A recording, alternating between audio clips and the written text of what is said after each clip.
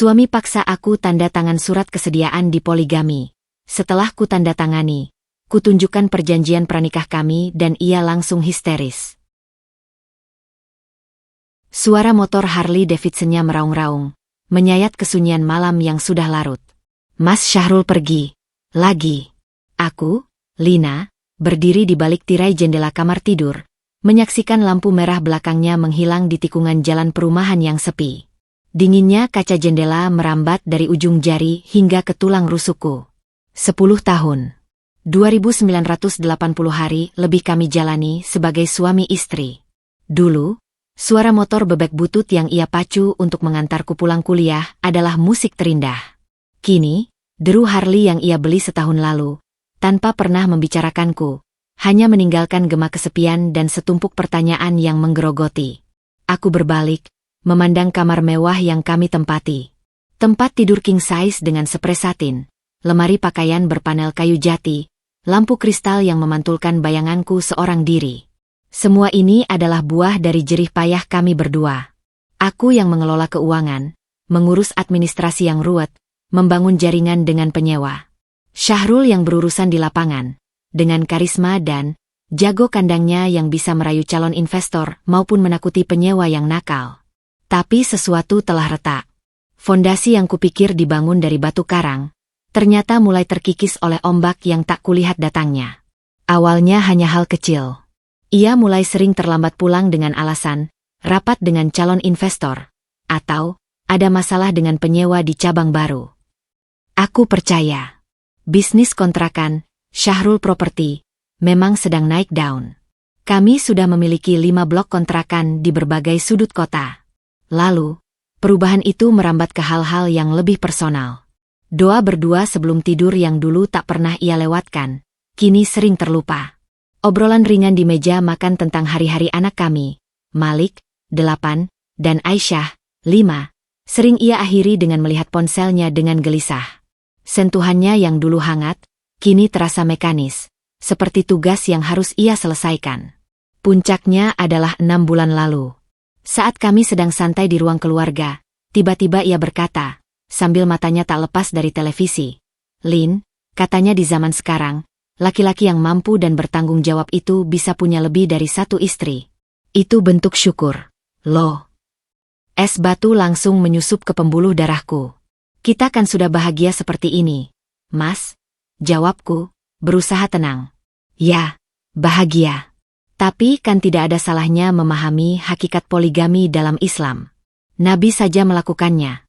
Ujarnya, masih dengan nada santai, tapi ada duri di baliknya. Kita punya perjanjian, Mas.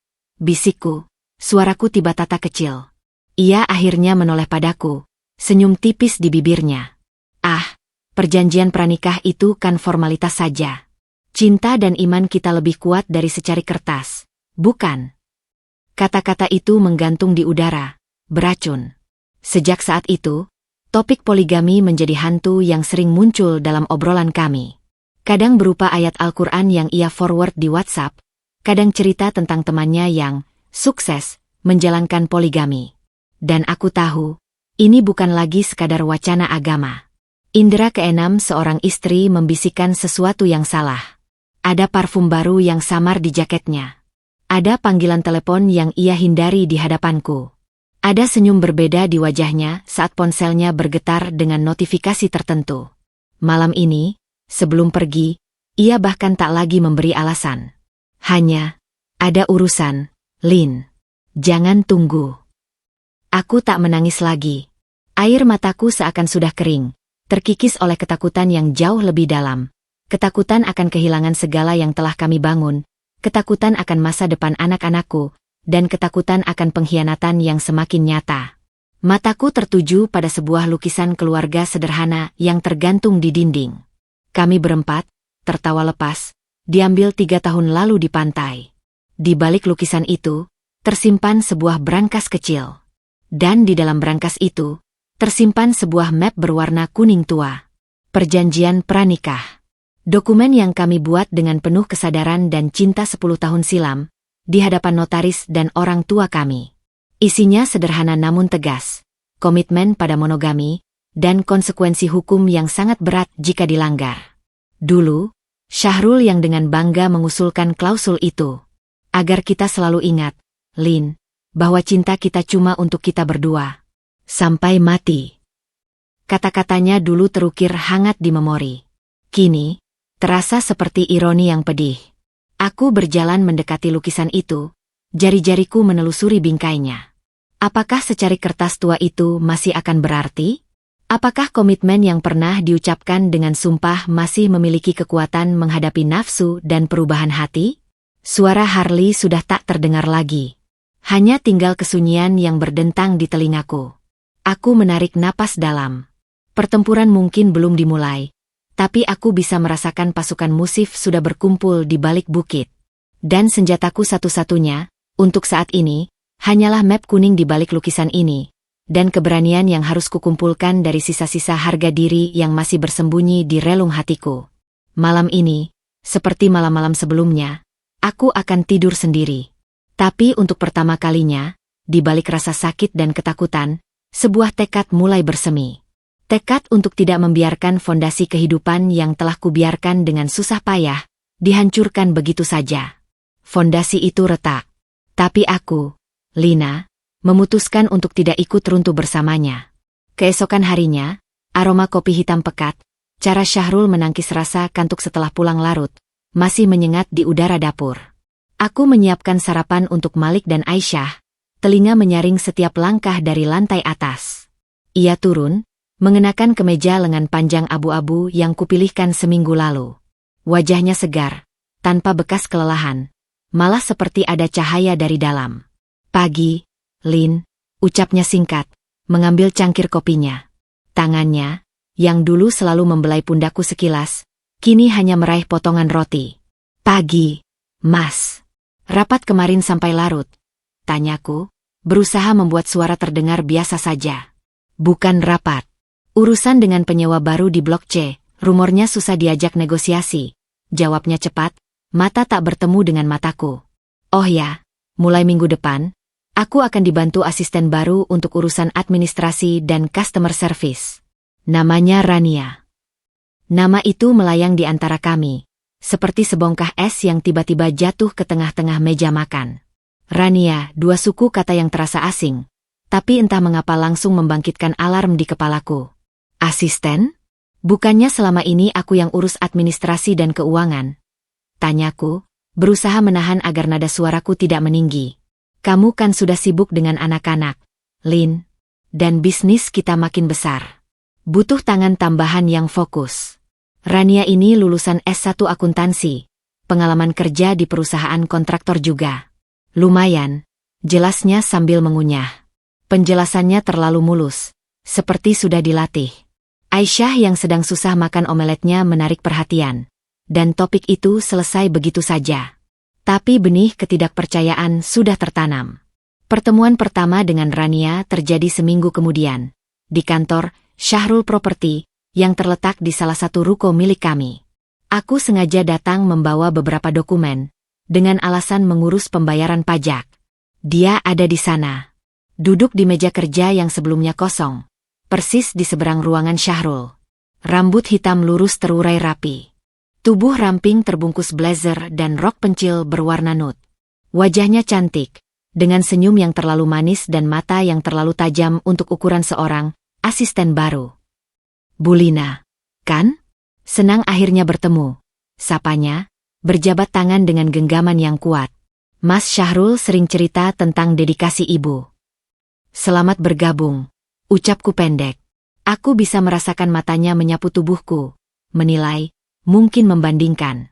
Aku yang hanya memakai kaos katun dan celana jeans, tanpa riasan, merasa seperti benda antik yang usang di hadapan barang baru yang mengilap. Sepanjang pertemuan singkat itu, aku memperhatikan dinamika antara dia dan Syahrul. Cara Rania menyodorkan dokumen, jari-jarinya nyaris menyentuh tangan Syahrul. Tawa kecil mereka yang intim saat berbagi lelucon tentang klien yang rewel. Dan terutama, cara Syahrul memandangnya. Ada cahaya berbeda di matanya. Cahaya yang dulu biasa ia arahkan padaku saat kami masih baru menikah dan membangun mimpi bersama. Cahaya itu kini sudah lama tidak kulihat diarahkan untukku. Rania memang cepat tanggap, puji Syahrul di mobil saat kami pulang. Baru seminggu, sistem arsip yang amburadul sudah dia rapikan. Dia juga yang berhasil negosiasi dengan penyewa bandel di Blok C. Bagus, jawabku, menatap jalanan di luar jendela. Tapi, Mas, kita harus hati-hati. Pegawai baru, apalagi yang handle administrasi dan keuangan, perlu masa percobaan yang cukup. Jangan langsung kasih akses penuh. Ah, jangan khawatir berlebihan, Lin. Aku yang pegang kendali, potongnya. Ada defensif di nadanya. Kekhawatiranku bukan berlebihan. Itu terbukti. Beberapa minggu kemudian, Syahrul mulai sering membawa kerjaan ke rumah, berupa laptop kantor. Suatu malam, setelah ia tertidur pulas di sofa, kelelahan atau memang berpura-pura tidur untuk menghindariku, aku tidak bisa menahan diri. Hati berdebar kencang, rasa bersalah dan kepentingan diri bertarung di benakku. Akhirnya, dengan tangan gemetar, ku buka laptopnya. Passwordnya masih tanggal pernikahan kami. Setidaknya itu. Aku tidak menyelidiki lama. Cukup membuka aplikasi pesan instan. Dan di sana, di antara percakapan dengan vendor dan klien, ada satu chat yang menyala. Kontak, RR. Foto profil, senyuman Rania di pantai. Percakapannya tidak banyak, tapi cukup. RR, terima kasih untuk makan malammu, Mas. Senang bisa bicara banyak hal. Jarang aku ketemu orang yang mengerti seperti Mas. Syahrul, sama-sama. Ran, kamu pendengar yang baik. Lain kali kita coba resto Italia itu ya, yang kamu bilang. RR, wah, jangan janji-janji. Wajah tersenyum dengan mata bahagia. Nanti saya tunggu. Syahrul, insya Allah. Dan yang paling menyayat. RR, semalam, jam 11.23, masih di kantor? Hati-hati pulangnya. Jangan begadang terus, nanti saya yang khawatir. Syahrul, lagian kamu yang buat aku semangat begadang.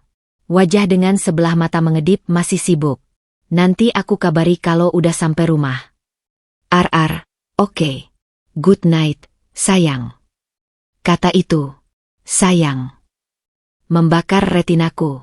Aku menutup laptop, tubuhku menggigil. Rasanya seperti ditampar, lalu dicelupkan ke dalam air es. Semua kecurigaanku terbukti. Ini bukan lagi sekadar asisten yang kompeten. Ini sudah melangkah jauh ke wilayah yang gelap. Esoknya, konflik yang selama ini mengendap akhirnya meledak. Kau lihat chat di laptopku? Tanya Syahrul dengan suara datar saat kami sedang sendirian di ruang kerja rumah. Kau meninggalkannya terbuka. Dan kau menyimpan password yang sama selama 10 tahun. Jawabku, berusaha tegas. Jadi, kau mengintip. Kau berbohong. Kau bilang urusan bisnis. Ternyata kau main api dengan asisten MU. Teriakku, suaraku pecah. Panggilan, sayang, itu apa? Syahrul? Itu cara baru memotivasi karyawan. Wajahnya berubah merah. Jangan berlebihan, Lina. Itu hanya salah ketik. Atau mungkin panggilan biasa saja. Kau jangan paranoid. Dia cuma karyawan yang baik, perhatian pada bosnya. Perhatian yang keterlaluan. Dan kau meresponsnya. Janji makan malam? Emotikon mata berkedip? Ini sudah melampaui batas. Kami bertengkar hebat. Suara kami memecah kesunyian rumah, membuat kedua anakku ketakutan di lantai atas. Syahrul membela diri dengan amarah, menyebutku tidak percaya, tidak mendukung, dan iri pada profesionalisme Rania. Aku menuntut ia memecat Rania. Ia menolak mentah-mentah. Bisnis butuh dia, Lin. Dia aset. Kau mau bisnis kita runtuh karena kecurigaanmu yang tidak berdasar. Bisnis ini berdiri karena kita berdua, bukan karena dia. Balasku, air mata akhirnya menetes. Aku tidak mau, aset MU itu merusak rumah tangga kita. Pertengkaran itu berakhir dengan kebekuan. Syahrul pergi meninggalkan rumah, pintu dibantingnya. Aku tertatih menuju kamar anak-anak, memeluk mereka yang menangis. Es yang membeku di antara kami selama ini, kini pecah menjadi pecahan-pecahan tajam yang melukai siapa saja yang mendekat. Dan Rania, Bunga yang merambat itu, entah disadari atau tidak, sudah mulai melilit erat pada batang pohon yang bernama rumah tanggaku. Akarnya mulai menyusup ke celah-celah fondasi yang retak, mencari kelemahan untuk menancap lebih dalam. Aku tahu, ini baru awal. Perang dingin telah usai. Perang terbuka akan segera dimulai. Dan aku harus menyiapkan segalanya, sebelum semuanya benar-benar runtuh. Bulan-bulan setelah pertengkaran hebat itu, hidup kami berubah menjadi medan perang yang sunyi. Setiap kata diukur, setiap pandangan dijaga. Syahrul pulang lebih teratur, tapi kehadirannya hanya fisik. Jiwanya, pikirannya, entah di mana. Aku bertahan dengan menjaga rutinitas untuk anak-anak, mengurusi bisnis dari rumah dengan ketat, memastikan Rania tidak punya celah mengakses hal-hal krusial, dan merawat luka di hati yang tak kunjung mengering. Hari ulang tahun pernikahan kami yang ke-10 jatuh pada hari Sabtu. 10 tahun. 10 tahun sejak kami bersumpah di depan penghulu. Mata Syahrul basah berkaca-kaca saat mengucapkan ijab kabul. Aku menyiapkan makan malam spesial, gulai kepala ikan kakap kesukaannya, sayur nangka, dan di tengah meja, kue tart kecil bertulis, 10 tahun bersama. Malik dan Aisyah dengan riang menghias ruang makan dengan balon. Dia janji pulang jam 7, kan, Bu? Tanya Malik penuh harap. Iya, sayang. Papa janji, jawabku, memberinya senyum yang tak sepenuhnya sampai ke mata. Jam 7 lewat. Makanan di meja mulai kehilangan uap panasnya. Jam 8. Aisyah mulai rewel dan akhirnya tertidur di sofa. Jam 9. Malik akhirnya kubujuk untuk makan dan tidur. Wajahnya kecewa. Jam 10. Aku duduk sendiri di ruang makan yang hening, menatap lilin angka 1 dan 0 yang sudah lama padam. Lilin itu meleleh, bentuknya tak karuan, seperti pernikahan kami. Syahrul tak pulang. Tak ada telepon. Tak ada pesan. Aku membersihkan semuanya sendiri. Membuang kue tart yang tak tersentuh ke tempat sampah. Rasa sakitnya tidak lagi tajam, tapi tumpul, seperti memar yang dalam. Malam itu, aku tidur dengan masih mengenakan gaun rumah yang kupakai khusus untuk hari ini. Air mata sudah tidak keluar lagi. Yang ada hanya kekosongan. Keesokan paginya, Minggu, ia muncul. Wajahnya tampak kecapaian, tapi matanya berbinar aneh, seperti campuran rasa bersalah dan tekad membara. Ia tak menanyakan kemarin. Tak ada permintaan maaf. Lin, kita perlu bicara. Serius, katanya begitu menapaki ruang keluarga, di mana aku sedang membacakan buku cerita untuk Aisyah. Malik, Aisyah, main ke kamar dulu ya, pintaku pelan. Jiwa seorang ibu langsung merasa ancaman. Begitu anak-anak menghilang, ia duduk di depanku, tak berusaha mendekat. Tangannya mengepal di atas paha. Apa yang terjadi, Syahrul? Kemarin, aku memulai.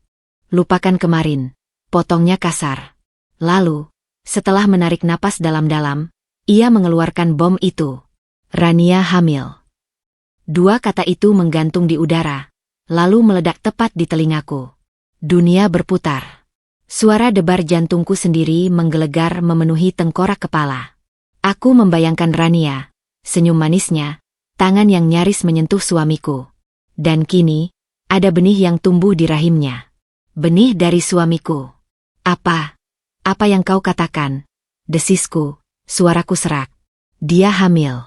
3 bulan, ucapnya, kali ini lebih datar, seperti melaporkan sebuah fakta bisnis. Aku sudah periksa, tes pack, bahkan USG. Itu anakku. 3 bulan, gumamku. Artinya, saat kami bertengkar hebat soal chat mesra mereka, saat ia membela Rania habis-habisan, benih itu sudah tertanam. Aku merasa mau muntah. Aku harus bertanggung jawab, Lin. Lanjutnya, suaranya mulai mengeras, mengambil alih narasi. Ini ujian dari Allah. Agamaku memerintahkan untuk bertanggung jawab. Aku tidak mau berdosa lebih besar. Bertanggung jawab? Kau pikir dengan mengkhianati sumpah pernikahan kita itu tidak berdosa? Suaraku mulai meninggi, getir.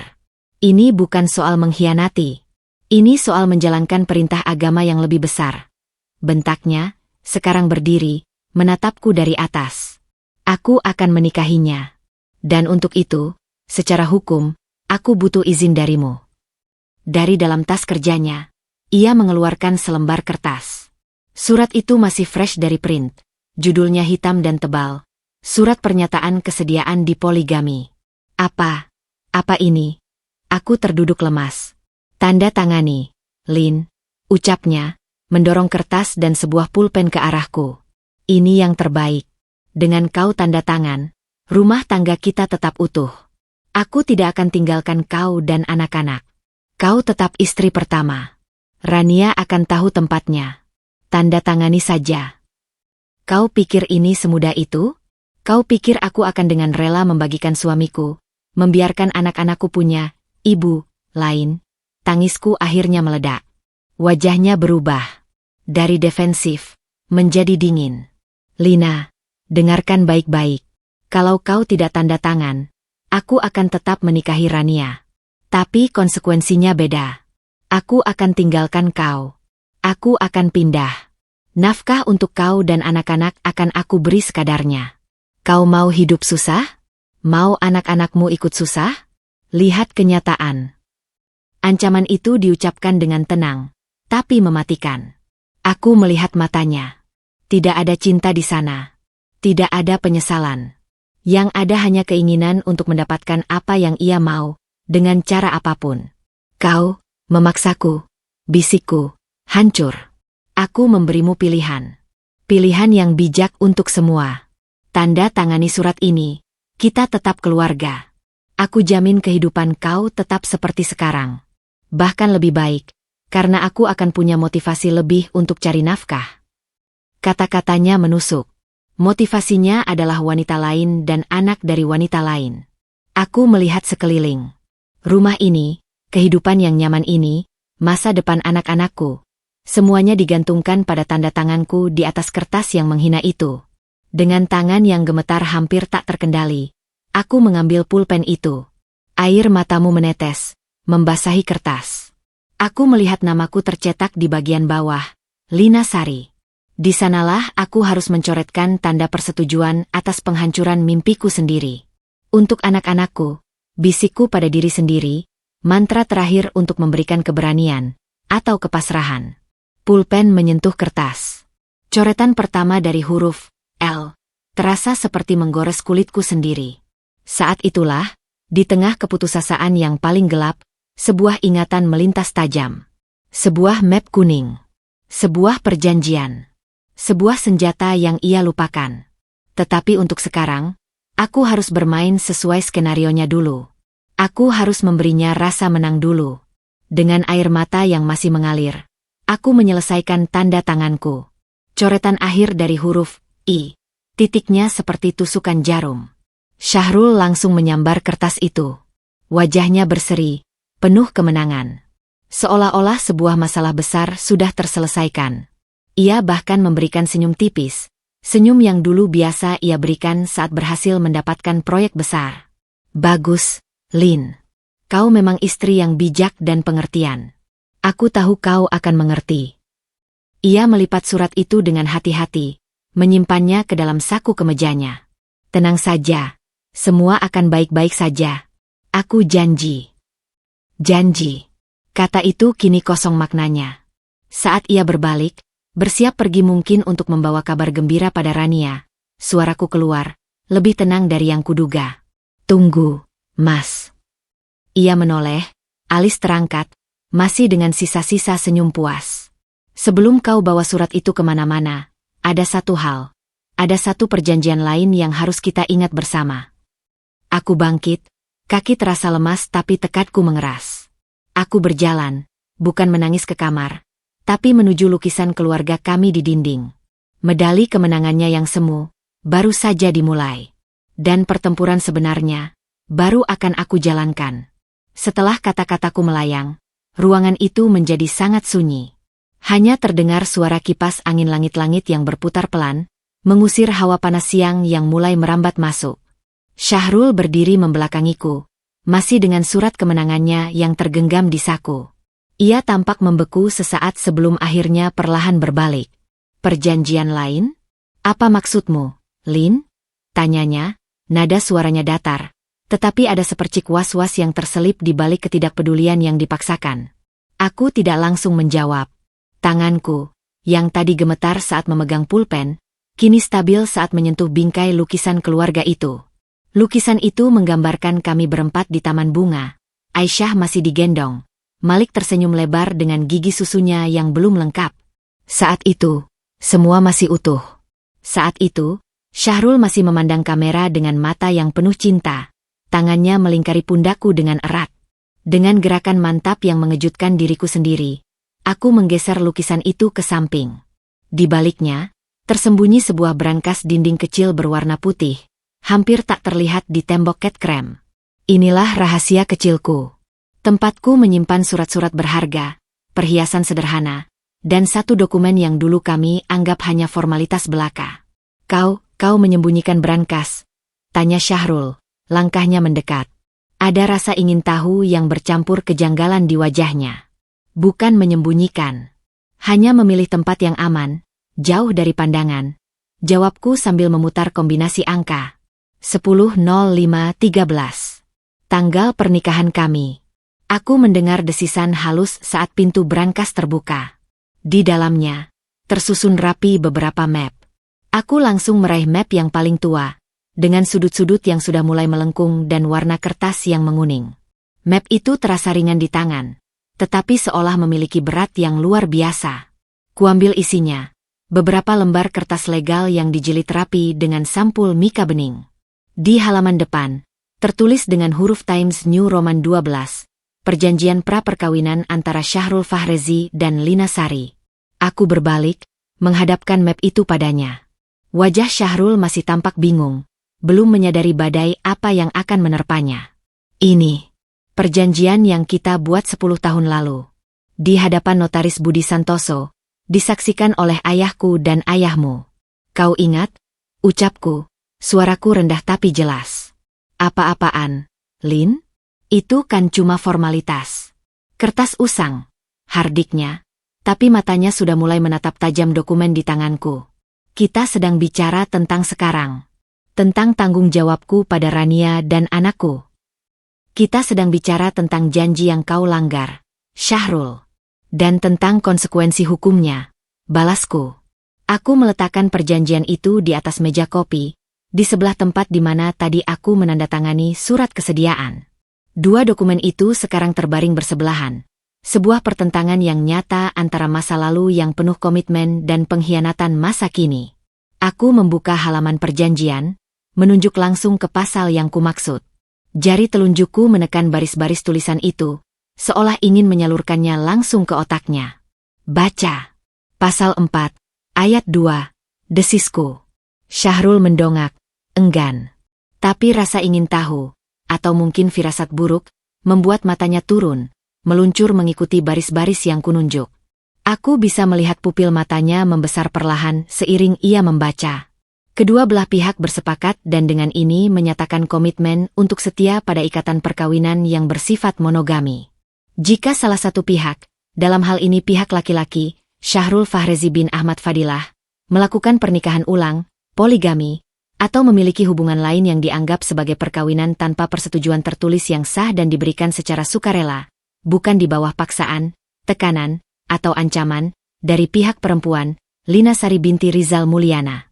Maka seluruh harta bersama, gonogini, yang diperoleh selama perkawinan, termasuk tetapi tidak terbatas pada perusahaan, aset tak bergerak, kendaraan, deposito, saham, dan investasi lainnya, secara otomatis menjadi hak penuh dan kepemilikan tunggal pihak perempuan, Lina Sari binti Rizal Mulyana.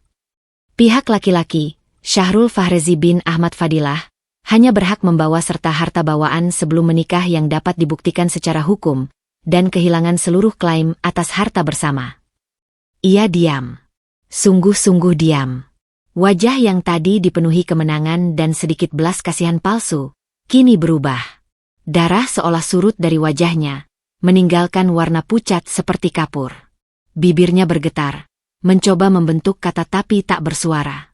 Tangannya, yang masih memegang surat kesediaan di sakunya, kini mengepal dengan kencang, membuat kertas itu berkerut. Ini. Ia terbatuk, suaranya serak. Ini tidak adil. Itu dulu. Kita tidak serius dengan itu. Kita tanda tangan di hadapan notaris, Syahrul. 2 saksi dari keluarga kita. Ini sah secara hukum.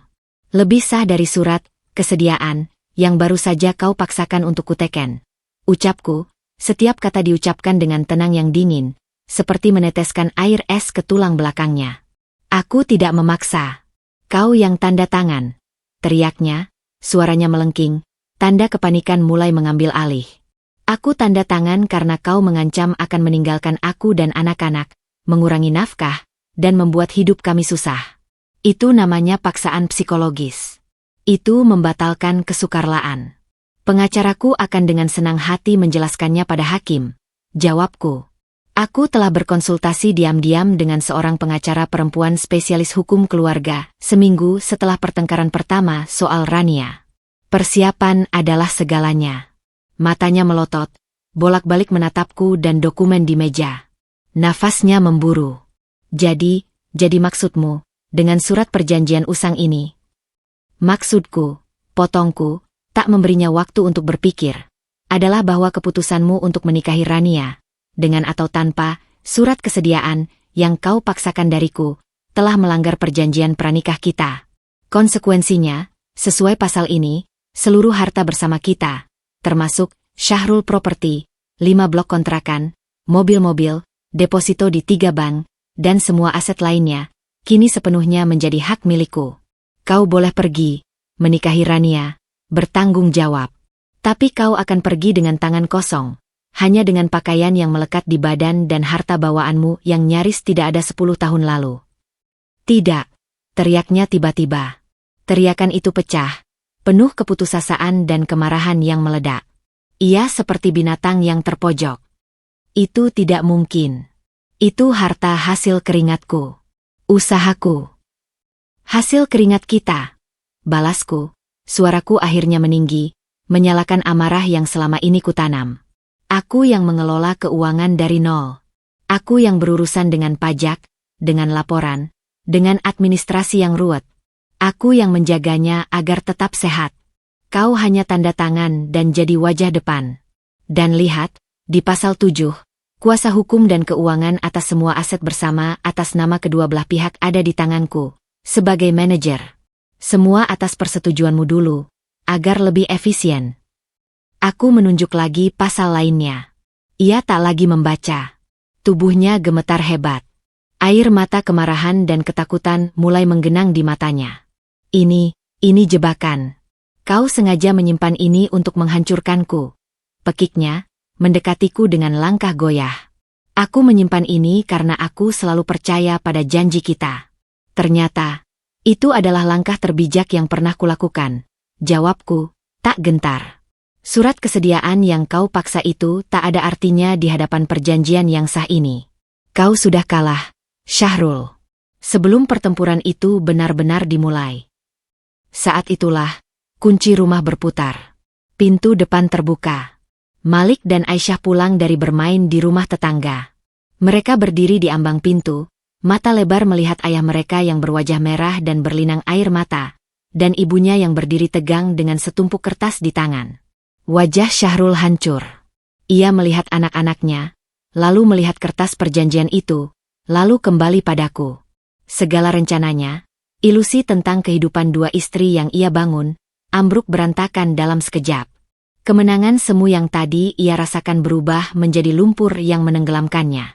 Dengan gerakan cepat yang tak terkendali, ia meraih surat kesediaan yang masih terselip di sakunya dan merobek-robeknya dengan brutal. Potongan kertas putih beterbangan di ruang keluarga seperti salju kepalsuan. Lina A. Enggak bisa kau lakukan ini padaku. Jeritnya, histeris. Ia meremas-remas potongan kertas itu dan melemparkannya ke lantai. Air mata dan ingusnya bercampur. Ia terhuyung-huyung, lalu terjatuh berlutut di antara serpihan kertas itu, tangannya memegangi kepala. Hancur, semuanya hancur. Aku hanya memandangnya. Dahulu, tangisannya akan membuatku hancur. Sekarang, aku hanya merasa lelah, dan sebuah kepastian baru yang mengeras di dalam dadaku. Pertempuran untuk hidupku dan anak-anakku baru saja dimenangkan dengan 1 langkah. Dan aku siap untuk langkah-langkah selanjutnya, apapun yang akan terjadi. Aku melangkah mendekati Malik dan Aisyah yang ketakutan, memeluk mereka erat, melindungi mereka dari pandangan kehancuran ayah mereka. Fondasi baru, yang terbuat dari kebenaran dan kertas hukum yang kuning, akhirnya berdiri tegak. Suara jeritan histeris Syahrul menggema di ruang keluarga yang biasanya dipenuhi tawa Malik dan celoteh Aisyah. Sekarang, ia seperti binatang yang terluka parah, merangkak di karpet Persia bermotif, mengumpulkan serpihan putih surat kemenangannya, seolah-olah bisa menyatukannya kembali. Malik memeluk pinggangku erat, wajahnya buram di kain bajuku. Aisyah menangis ketakutan, terisak-isak kecil. "Jangan takut, nak. Ibu di sini," bisikku di telinga Malik. Suaraku berusaha tenang meski jantung berdegup kencang. Mataku tak lepas dari sosok suamiku yang sedang takluk pada kenyataan pahitnya sendiri. "Ayah kenapa, Bu?" bisik Malik, suaranya gemetar. "Ayah sedang sedih, sayang," jawabku, tak bisa berbohong lebih dari itu. Syahrul terdengar seperti tersedak di antara isakannya. Ia mendongak, wajahnya basah oleh air mata, kemarahan, dan yang paling mendominasi, ketakutan yang murni. Matanya yang merah menatapku, tapi kali ini bukan dengan amarah meledak, melainkan dengan permohonan yang putus asa. "Lin, jangan, kita bisa bicara," gumamnya, suaranya serak dan pecah. Kita suami istri. 10 tahun. Kau tega menghancurkan segalanya dengan secari kertas tua. Yang menghancurkan adalah tindakanmu, Syahrul. Bukan kertasnya, jawabku, masih memeluk anak-anak. Perjanjian itu hanya mengingatkanmu pada konsekuensi yang sudah kau setujui sendiri. Tapi aku tidak tahu. Aku lupa isinya, teriaknya, berusaha berdiri tapi kakinya goyah. Ia menyandar ke sofa, napasnya tersengal. "Itu kan cuma formalitas. Notaris yang nuliskan. Kita cuma tanda tangan saja." Aku menghela napas. Ia masih berusaha mengelak, mencari-cari alasan. Aku melepaskan pelukan anak-anak, menatap mata mereka. "Malik, tolong bawa adik ke kamar, ya. Putarkan film kartun favoritnya. Ibu perlu bicara dengan ayah." Malik, anak lelaki berusia 8 tahun yang tiba-tiba tampak lebih tua, mengangguk serius. Ia menggandeng tangan Aisyah yang masih terisak dan membawanya perlahan naik ke tangga, sesekali menoleh ke belakang dengan pandangan cemas. Begitu mereka menghilang, aku kembali menghadapi Syahrul. Ketenanganku yang tadi sebagian adalah pura-pura untuk anak-anak, kini berubah menjadi keteguhan yang asli. "Kau tidak lupa, Syahrul. Kau yang bersikeras memasukkan klausul monogami itu," ucapku, mendekatinya. "Kau yang bilang, biar kita punya pengingat, Lin. Agar kita selalu kuat berdua. Kau ingat itu? Atau semua kata-kata manismu dulu juga hanya formalitas?" Dia terdiam, menatap lantai. Tubuhnya masih berguncang oleh isakan yang tak tertahankan. "Dan bicara tentang menghancurkan," lanjutku, suaraku mulai bergetar oleh emosi yang tertahan. "Apa yang kau lakukan padaku? Pada anak-anak? Membawa wanita lain, menghamilinya, lalu memaksaku menyetujui penghinaan itu? Itu tidak menghancurkan. Aku akan tetap menjagamu. Kau tetap istri pertamaku," protesnya. Tapi kekuatannya sudah habis. Itu hanya gumaman lemah. Aku tidak mau jadi istri pertama dalam sebuah sirkus poligami. Aku mau jadi satu-satunya, seperti yang kau janjikan. Atau tidak sama sekali, Hardiku. Dan sekarang, karena kau memilih untuk melanggar janji itu, konsekuensinya berlaku.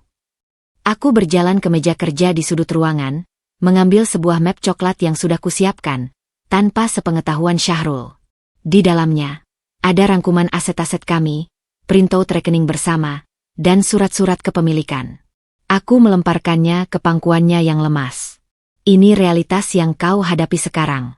Mari kita perjelas, agar kau tidak punya ilusi lagi," ucapku dengan suara datar, seperti seorang akuntan yang sedang mempresentasikan laporan keuangan yang buruk. "Harta bersama kita, yang menurut perjanjian pranikah sekarang sepenuhnya menjadi milikku, terdiri dari..." Aku mulai menghitung dengan jari, setiap poin seperti pukulan palu baginya. Pertama 5 blok kontrakan, Syahrul Property, di lokasi strategis. Total 78 kamar. Nilai pasar sekitar 9 miliar rupiah. Semua atas nama kita berdua, tapi dengan kuasa hukum penuh di tanganku. Syahrul menarik napas kasar. Kedua deposito di 3 bank, total 2 miliar 300 juta.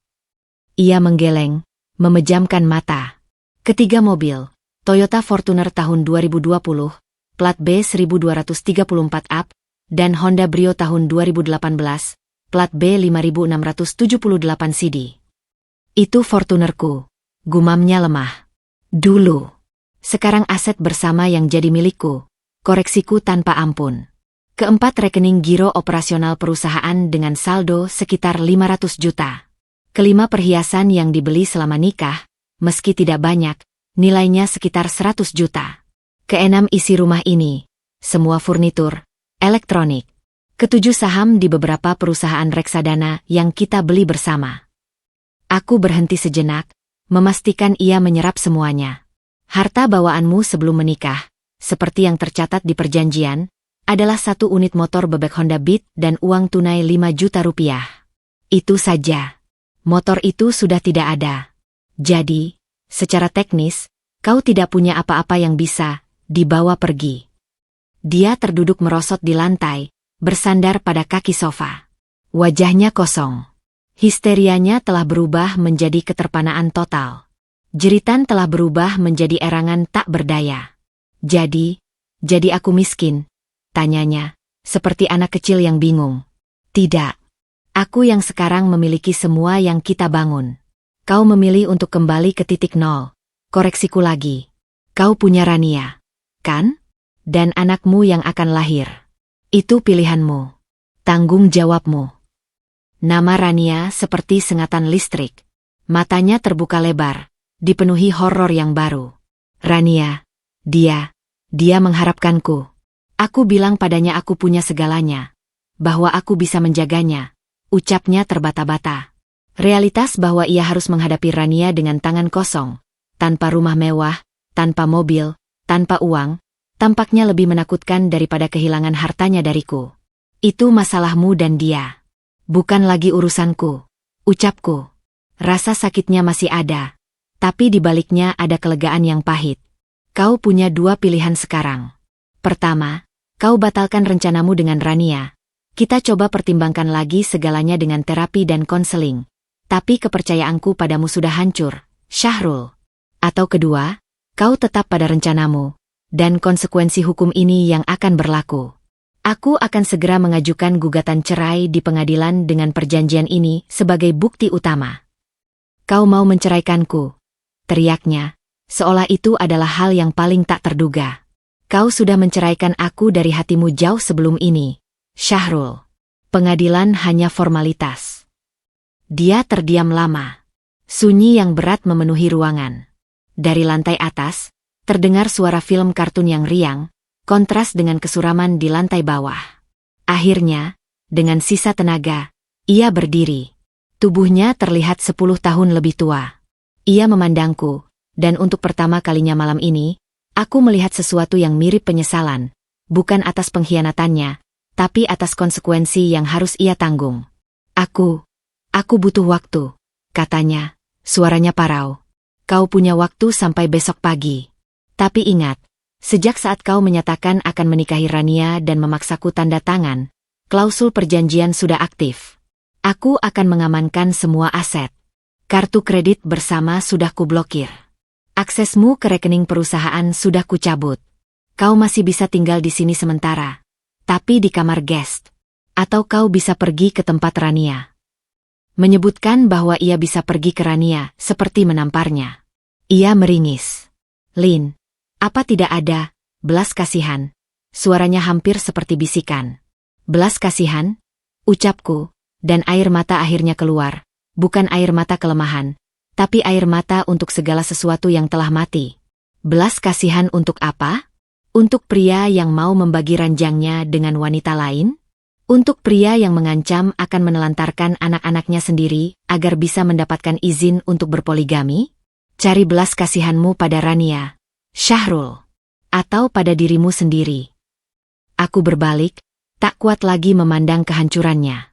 Aku menuju tangga, meninggalkannya sendirian di tengah ruangan dengan map aset dan serpihan surat kesediaannya. "Ibu?" Suara kecil Malik memanggil dari atas. Aisyah sudah tertidur lelah di sampingnya. "Iya, sayang. Ibu di sini," jawabku, memeluknya erat. "Ayah akan pergi." Pertanyaan itu menyayat. "Ibu tidak tahu, Nak. Tapi apapun yang terjadi, Ibu akan selalu di sini untuk kalian. Kita akan baik-baik saja." Dan untuk pertama kalinya sejak semua ini dimulai, aku benar-benar percaya pada kata-kataku sendiri. Realitas pahitnya adalah milik Syahrul. Sedangkan realitas baru kami, yang penuh ketidakpastian, tetapi juga kemungkinan dan kebebasan, adalah milikku dan anak-anakku. Malam itu, histeria seorang pria yang kehilangan segalanya menjadi latar belakang bagi lahirnya sebuah kekuatan baru dari seorang perempuan yang hampir terlupakan, dirinya sendiri. 3 hari setelah pertunjukan kehancurannya di ruang keluarga, Syahrul akhirnya pergi. Ia mengemas 2 koper berisi pakaian dan barang-barang pribadinya. Prosesnya berlangsung dalam kesunyian yang memilukan. Malik menutup diri di kamar, menolak mengucapkan selamat tinggal. Aisyah, yang masih terlalu kecil untuk memahami, hanya memandang dengan mata besar saat ayahnya mencium keningnya dengan cepat. Wajahnya dipenuhi beban yang terlalu berat untuk dijelaskan. Aku berdiri di ambang pintu, menyaksikannya melangkah keluar dari rumah yang dulu kami bangun bersama. Ia tak lagi menatapku. Mungkin karena malu, mungkin karena benci. Ia hanya mengangguk singkat sebelum menutup pintu pagar besi di belakangnya. Bunyi gesekan logam itu seperti tanda akhir dari sebuah babak. Ia pergi ke Rania. Tentu saja. Di mana lagi? Kehidupan baru Syahrul dimulai di sebuah boarding house sederhana berlantai 2 di pinggiran kota, jauh dari kemewahan perumahan tempat kami tinggal. Kamar berukuran 3x4 meter, dengan kamar mandi di luar. Ini satu-satunya tempat yang bisa ia sewa dengan uang tunai yang ia miliki. Uang dari penjualan beberapa jam tangan dan cincin yang bukan bagian dari perjanjian, yang secara teknis masih bisa ia klaim sebagai miliknya. Tabungan pribadinya nyaris tidak ada, karena selama ini semua uang mengalir ke rekening bersama yang kini tak bisa ia sentuh. Rania, yang selama ini hanya mengenal Syahrul yang berkemeja rapi, mengendarai Fortuner, dan selalu mentraktirnya di restoran mahal, terkejut bukan kepalang. "Kok di sini, Mas? Aku kira kita akan cari apartemen kecil yang nyaman," tanyanya, masih berdiri di depan pintu kamar yang sempit, wajahnya mencoba menyembunyikan kekecewaan. "Ini sementara, Ran. Aku sedang menata ulang bisnis," jawab Syahrul, mencoba mempertahankan sisa-sisa gengsinya. "Situasi dengan Lina sedikit rumit. Tapi kan Mas sudah punya surat izinnya." Rania masuk ke kamar, hidungnya mengernyit mencium aroma kamar yang lembab. "Iya, tapi ada masalah hukum lain. Percayalah padaku." Kepercayaan itu mulai retak di hari-hari berikutnya. Syahrul, yang terbiasa menjadi bos, kini harus mulai dari nol. Dengan modal sisa yang sangat terbatas, ia mencoba merintis usaha, konsultan properti, kecil-kecilan. Ia mengandalkan jaringan lama, menghubungi kontak-kontaknya. Tapi kabar tentang perceraiannya dengan Lina dan masalah harta sudah menyebar cepat di kalangan mereka. Bisnis dibangun atas kepercayaan, dan nama Syahrul kini diwarnai kegagalan rumah tangga dan ketidakjelasan finansial. Proyek pertamanya, membantu seorang kenalan menjual tanah, berantakan karena ia salah hitung pajak dan proses legal, hal-hal yang dulu selalu diurus Lina dengan sempurna. Ia kehilangan komisi dan reputasinya semakin tercoreng. Sementara itu, tekanan dari Rania semakin menjadi. Kehamilannya yang kini memasuki bulan keempat mulai menunjukkan tanda-tanda. Ia butuh perawatan, vitamin, dan lingkungan yang nyaman. Semua butuh uang. "Mas, uang untuk kontrol kebidan habis. Terus makanan juga. Aku kan butuh gizi buat bayi," keluhnya suatu sore di kamar yang pengap. "Aku tahu, Ran. Sabar ya. Besok ada meeting, mudah-mudahan deal," janji Syahrul, padahal di dompetnya hanya tinggal beberapa puluh ribu untuk makan esok hari. Pertengkaran pertama mereka terjadi karena hal sepele. Rania memesan makanan online senilai 100 ribu, suatu kemewahan yang tak lagi mereka mampu. Tagihan datang ke aplikasi Syahrul yang saldonya sudah menipis. Kau pikir kita masih bisa hidup seperti dulu? Bentak Syahrul, stres dan malu karena tak bisa memenuhi kebutuhan. Aku kan hamil. Ngidam.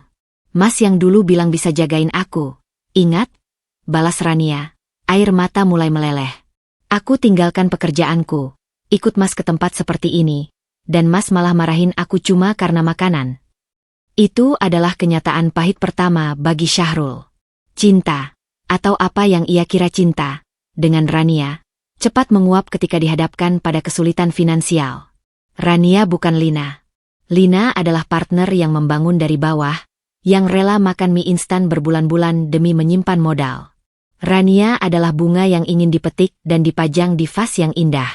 Tanpa vas itu, ia layu dan menyalahkan tangan yang memetiknya. Karma mulai bekerja dengan halus namun pasti. Pekerjaan serabutan yang ia dapatkan, menjadi makelar tanah, perantara jual beli rumah, selalu gagal di tengah jalan. Ketelitiannya yang buruk, kesabarannya yang tipis, dan aura kegagalan yang sekarang melekat padanya menjadi penghalang besar. Ia mulai berhutang kecil-kecilan pada teman, yang perlahan-lahan mulai menghindarinya. Suatu malam, setelah pulang dari hari yang lagi-lagi gagal, ia menemukan Rania sedang video call dengan temannya, tertawa riang. Iya, susah sih di sini. Tapi gimana lagi, namanya cinta, katanya Rania, dengan nada yang terdengar tak sepenuhnya yakin. Saat melihat Syahrul, ekspresinya berubah. Oh, Mas pulang. Ada uang buat beli susu UHT? Aku pengen yang dingin. Saat itulah, untuk pertama kalinya, Syahrul merasakan penyesalan yang membara. Bukan penyesalan spiritual karena berpoligami, tapi penyesalan pragmatis karena telah menukar kehidupan yang stabil dan nyaman dengan ilusi kebahagiaan yang ternyata rapuh. Ia merindukan rumahnya yang bersih, makanan yang selalu siap di meja, tawa anak-anak, dan, yang kini ia sadari, kecerdasan serta keteguhan Lina yang membuat hidupnya berjalan mulus. Tapi sudah terlambat. Pintu untuk kembali tertutup rapat. Lina, melalui pengacaranya, hanya mengirimkan pesan singkat, proses perceraian sudah berjalan. Semua aset sedang dalam proses balik nama. Ia tak punya pilihan selain terus berjalan di jalan yang gelap ini, dengan seorang wanita yang semakin hari semakin ia sadari tidak mencintainya, tetapi mencintai kehidupan yang bisa ia berikan, kehidupan yang sudah tidak ada lagi. Karma pertamanya bukanlah kemiskinan yang langsung menghantam, tapi proses jatuh bangun yang lambat dan menyiksa. Proses menyadari bahwa dirinya, tanpa Lina, hanyalah lelaki biasa dengan banyak kelemahan.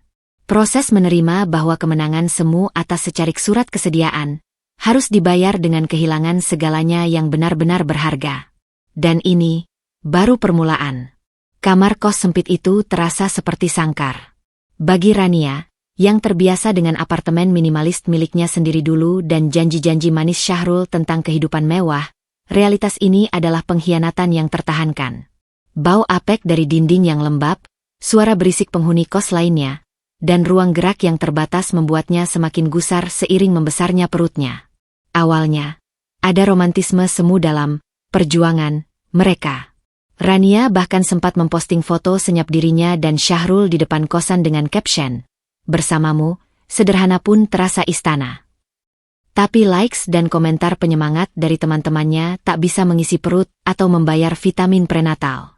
"Mas, AC di kamar ini rusak lagi. Panas, nggak baik buat bayi," keluh Rania suatu siang. Kipas angin plastik kecil hanya menyibakkan udara panas.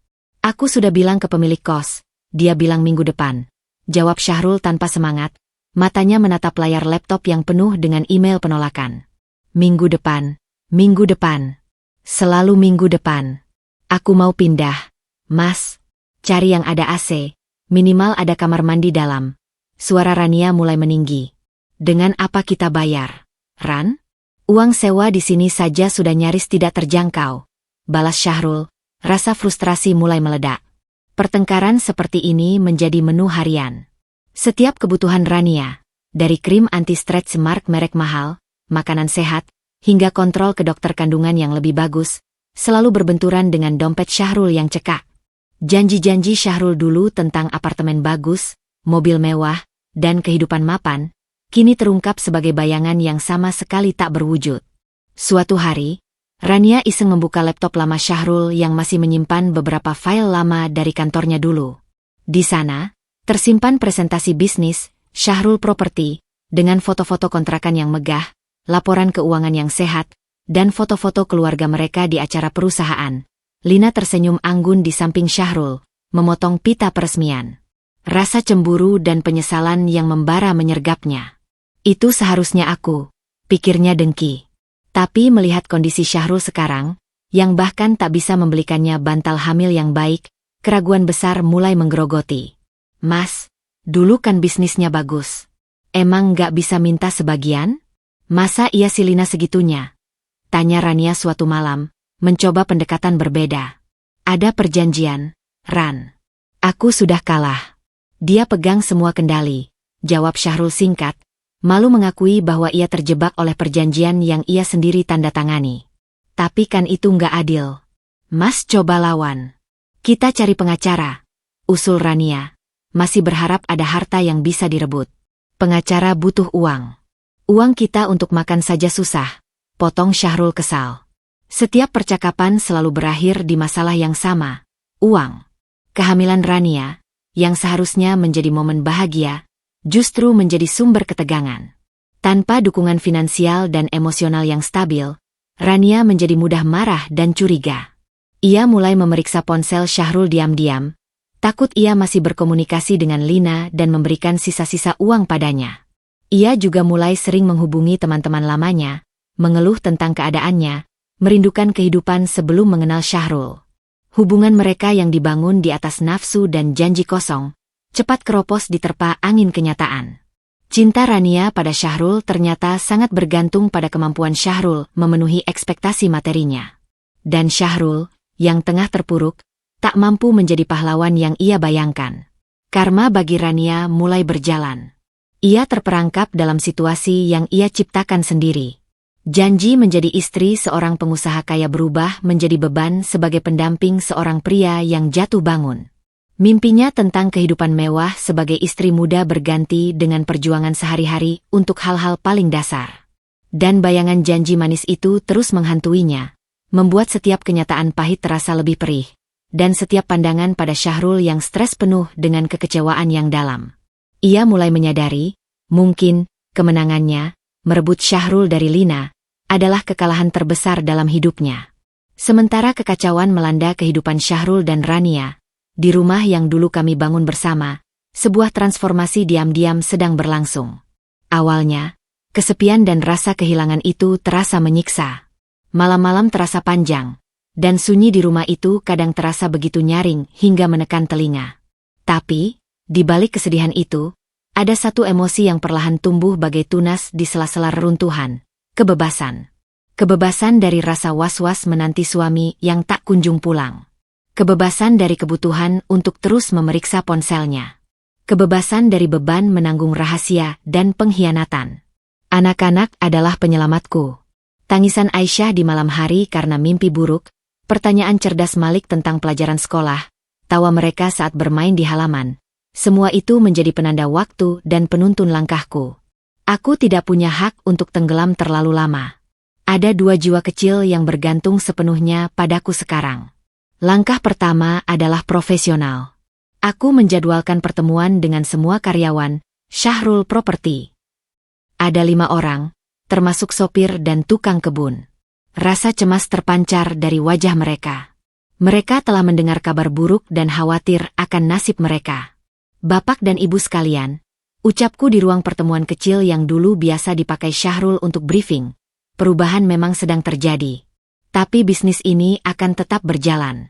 Malah, akan lebih baik. Aku menjelaskan dengan jelas, tanpa drama, bahwa aku, Lina Sari, kini mengambil alih kepemimpinan penuh. Bahwa semua operasional, keuangan, dan keputusan strategis akan melalui aku. Aku perkenalkan seorang konsultan keuangan dan hukum yang telah kupekerjakan untuk memastikan transisi berjalan mulus. Ekspresi kelegaan terlihat jelas. Mereka mengenalku sebagai wanita di balik layar yang selalu membayar gaji tepat waktu dan memahami detail pekerjaan mereka. Satu hal, tambahku sebelum pertemuan usai, mulai hari ini, nama perusahaan kita berubah. Bukan lagi Syahrul Property. Kita akan ganti menjadi Rumah Idaman Lina. Sebuah pernyataan sederhana, tapi syarat makna. Ini bukan lagi warisan atau bayang-bayang dari seseorang. Ini adalah identitas baru, dengan namaku di dalamnya. Perubahan nama itu seperti ritual pembebasan. Dengan bantuan konsultan, aku mulai mengkonsolidasi semua aset. Proses balik nama, pengalihan rekening, dan audit menyeluruh memakan waktu dan energi. Tetapi setiap dokumen yang selesai memberiku rasa kontrol yang hilang selama ini. Aku menemukan arsip-arsip lama, catatan keuangan yang dulu aku buat dengan teliti. Pengetahuanku yang mendetail tentang bisnis ini ternyata adalah senjata terkuatku. Aku juga mengambil keputusan tegas, menjual satu blok kontrakan yang letaknya kurang strategis dan perawatannya mahal. Uang hasil penjualan kugunakan untuk merenovasi 2 blok kontrakan lainnya, menambah fasilitas seperti wifi dan tempat parkir yang lebih aman. Penyewa pun merasa dihargai, dan angka keterisian kamar meningkat. Tidak semuanya mulus. Ada penyewa bandel yang, mengetahui pergantian pemilik, mencoba menghentikan pembayaran. Ada juga vendor lama yang berusaha memanfaatkan situasi dengan menaikkan harga. Tapi, didukung oleh tim hukum dan keuangan, aku menghadapi mereka dengan tegas. Kata-kataku bukan lagi sebagai istri bos, tapi sebagai pemilik. Di rumah, aku juga membuat perubahan. Kamar tidur utama yang penuh kenangan pahitku segel untuk sementara. Aku dan anak-anak pindah ke kamar guest yang lebih kecil namun nyaman.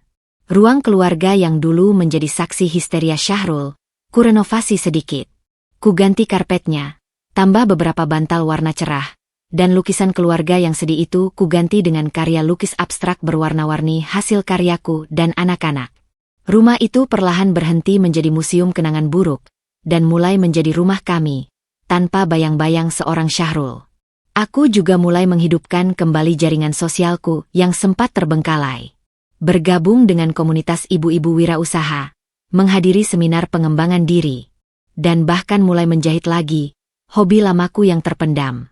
Setiap jahitan mesin jahit tua ibuku seperti menyatukan kembali kepingan diriku yang tercerai-berai. Suatu sore, Malik bertanya, "Ibu, kenapa ibu sekarang sering di depan laptop? Kayak ayah dulu."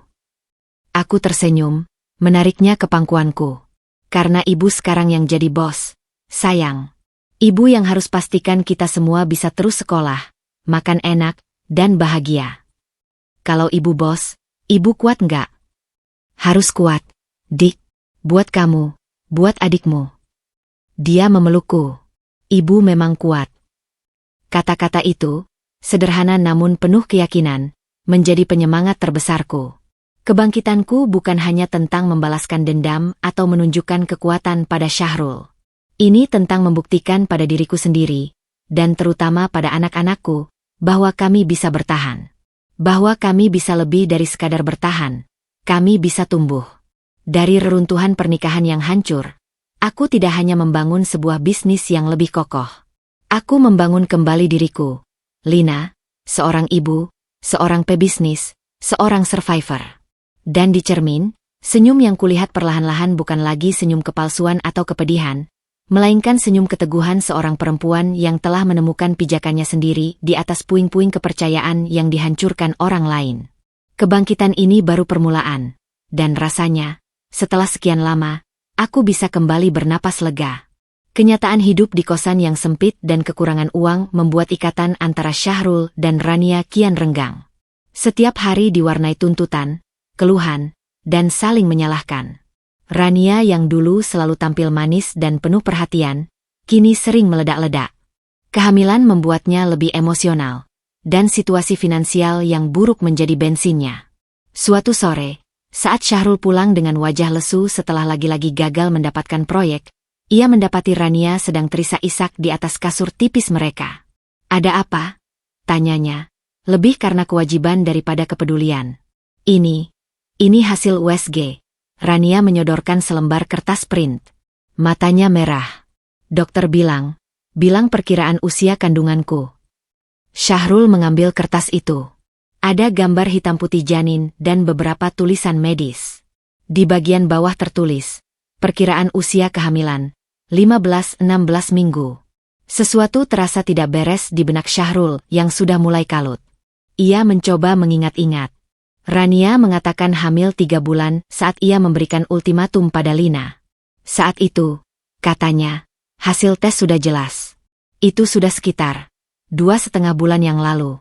Seharusnya sekarang usia kandungan mendekati 5,5 bulan, atau sekitar 22 minggu. Bukan 16 minggu. Ran, ini usianya kok kurang? Tanyanya, suaranya pelan namun penuh kecurigaan. Rania langsung defensif. Apa kurang? Masa sih? Mungkin dokternya yang salah hitung. Atau alatnya yang kurang akurat. Tapi perbedaan hampir 1,5 bulan. Ran. Itu besar. Desis Syahrul. Matanya menatap tajam. Sebuah memori samar tentang keluhan Rania seminggu setelah mereka mulai dekat. Tentang, telat, datang bulan, kini terasa mencurigakan. Jadi apa maksud Mas? Mas tidak percaya ini anak Mas. Teriak Rania, bangkit berdiri. Setelah aku ikut Mas hidup susah begini, Mas malah menuduh aku. Pertengkaran hebat terjadi. Syahrul, yang sudah penuh beban dan mulai kehilangan kepercayaan, bersikukuh ingin pemeriksaan ulang ke dokter lain. Rania menolak, menganggapnya sebagai penghinaan. Tapi, di balik amukannya, Syahrul melihat sesuatu, ketakutan. Bukan ketakutan karena dituduh, tapi ketakutan karena terbongkar. Keraguan itu menjadi duri dalam daging. Syahrul yang frustasi mulai melakukan penyelidikan kecil-kecilan. Ia ingat Rania punya mantan pacar yang masih sering mengiriminya pesan di awal-awal mereka dekat. Dengan sisa uang, ia menyewa seorang kenalan yang bisa melacak sedikit informasi. Beberapa hari kemudian, kenalannya memberikan kabar. Mantan pacar Rania itu, bernama Reza, adalah seorang mekanik bengkel. Dan kabarnya, Reza beberapa bulan lalu sempat pamer ke teman-temannya bahwa mantannya, digambarkan mirip Rania, hamil, tapi mereka putus karena si wanita memilih pria lain yang lebih kaya. Dengungan keras memenuhi kepala Syahrul. Ia merasa seperti ditampar. Dengan amarah dan rasa terhina yang membara, ia menghadapi Rania lagi. Kali ini, ia lebih dingin. Aku sudah tahu tentang Reza, ucapnya datar, melihat reaksi Rania yang langsung panik. Siapa itu? Aku nggak kenal, bantah Rania, tapi suaranya gemetar. Jangan bohong, Ran. Dia bilang kamu hamil anaknya. Lalu kamu putus karena ketemu aku yang punya prospek lebih baik. Benar, kan? Itu dusta. Dia cuma sakit hati karena aku tinggalkan dia. Jerit Rania, air mata bercucuran. Tapi tangisannya kini tak lagi menyentuh Syahrul. Puncaknya adalah ketika Rania, di bawah tekanan, akhirnya mengaku sebagian. Iya, aku sempat dekat lagi sama dia. Tapi cuma sebentar. Pas kita lagi ribut, Mas sibuk sendiri. Aku kesepian. Tapi aku yakin ini anak Mas. Waktunya cocok. Tapi kepercayaan sudah hancur. Karma untuk Rania datang tidak hanya berupa kehidupan yang melarat, tetapi juga kehancuran reputasi di mata satu-satunya orang yang masih ia miliki. Janji-janji manisnya, senyumnya yang dulu memesona, kini di mata Syahrul hanyalah topeng dari seorang pencari keuntungan yang licik. Kita periksa DNA setelah dia lahir. Putus Syahrul dengan suara hampa. Kalau bukan anakku, kau akan aku tinggalkan. Dan kau tidak akan dapat apa-apa dariku. Wajah Rania pucat pasi. Ancaman itu nyata. Tanpa Syahrul, sekalipun yang miskin ini, ia benar-benar tidak punya apa-apa. Orang tuanya sudah marah besar karena hubungannya dengan pria beristri ini. Teman-temannya mulai menjauh. Dan kini, pria yang ia kira akan menjadi tumpuan hidupnya, memandangnya dengan mata penuh kebencian dan kecurigaan. Dusta yang ia gulirkan untuk mengikat Syahrul dengan lebih kuat, klaim kehamilan yang lebih tua, kepastian bahwa itu anaknya, kini berbalik menghancurkannya. Ia terjebak dalam kehamilan yang penuh tanda tanya, dengan pria yang membencinya, di sebuah kamar kos yang pengap, tanpa masa depan yang jelas. Ia merasakan karma yang pahit, menjadi wanita yang tidak dipercaya, tidak diinginkan, dan terasing. Persis seperti posisi yang tanpa sadar ia ciptakan untuk Lina dulu. Bedanya, Lina punya kekuatan dan harga diri untuk bangkit. Sedangkan Rania, Ia hanya punya tumpukan kebohongan dan penyesalan yang telah menggiringnya ke dalam lubang yang ia gali sendiri. Tekanan hidup dalam kemiskinan dan hubungan yang penuh kecurigaan dengan Rania membuat akal sehat Syahrul semakin tumpul. Ia yang dulu percaya diri, kini hanya dipenuhi oleh rasa panik dan kebencian. Setiap kali melihat iklan, rumah idaman Lina, yang mulai muncul di media sosial lokal, atau mendengar kabar dari kenalan bahwa bisnis Lina justru semakin maju, dadanya sesak oleh amarah yang tak terbendung. Bagaimana mungkin Lina, yang dulu hanya pendampingnya, kini bisa sukses dengan aset-aset yang ia anggap hasil keringatnya sendiri? Pikiran itu menghantuinya siang dan malam, tumbuh menjadi obsesi gelap. Aku harus merebut kembali apa yang menjadi hakku.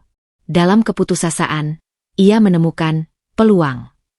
Sebuah kenalan lama yang bermasalah, bernama Bal, menawarkan jasa pembuatan dokumen-dokumen pendukung.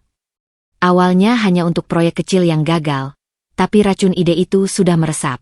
Syahrul masih menyimpan foto-foto dan scan beberapa dokumen aset lama di ponselnya. Di antaranya adalah sertifikat tanah dan BPKB sebuah mobil yang masih atas nama dia dan Lina, sebelum proses balik nama selesai sepenuhnya. Gampang, Sul. Kita bikinin surat kuasa jual atas nama Lina. Tanda tangannya kita tiru. Nanti tanah atau mobilnya kita gadaikan ke rentenir yang fleksibel. Dapat duit buat modal balik. Kalau Lina protes, bilang aja itu aset bersama. Dia juga tanda tangan. Dia pasti bingung. Bujuk Biu suatu malam di warung kopi. Logika yang dipenuhi lubang itu, bagi Syahrul yang terjepit, terdengar seperti solusi. Rasa hak milik yang besar mengubur sisa-sisa hati nuraninya. Tapi kalau ketahuan, tanyanya ragu. Gak bakal ketahuan, prosesnya cepat. Uang cair, kita putar. Beli itu tanah di Meruya yang potensial itu. Nanti balik modal, kita tebus lagi. Urus beres. Dilanda ilusi bisa bangkit dan membuktikan pada Lina, dan terutama pada Rania yang semakin meremehkannya, bahwa ia masih bisa. Syahrul memberanikan diri. Ia memberikan data-datanya pada Bau, termasuk contoh tanda tangan Lina yang ia dapat dari dokumen lama. Ia bahkan dengan piciknya menggunakan sedikit uang yang seharusnya untuk kontrol kehamilan Rania, untuk membayar uang muka, jasa, Blue. Prosesnya berjalan cepat. Surat kuasa jual atas nama Lina Sari untuk salah satu sertifikat tanah di kawasan yang cukup strategis berhasil dibuat dengan cukup rapi. Tanda tangan tiruan Lina terlihat meyakinkan bagi mata yang tak teliti. Bu yang punya koneksi segera membawanya ke seorang rentenir bernama Pak Joko. Tanpa banyak tanya, melihat nilai tanah yang tinggi, Pak Joko menyetujui pinjaman gadai dengan nilai 2 miliar rupiah. Syahrul merasa seperti mendapatkan jackpot. Dalam pikirannya, ini adalah awal dari kebangkitannya kembali. Namun, di sisi lain, aku, Lina, telah berubah. Aku bukan lagi perempuan yang hanya mengandalkan naluri. Aku telah membangun sistem. Bagian dari konsolidasi aset adalah memasang alarm digital.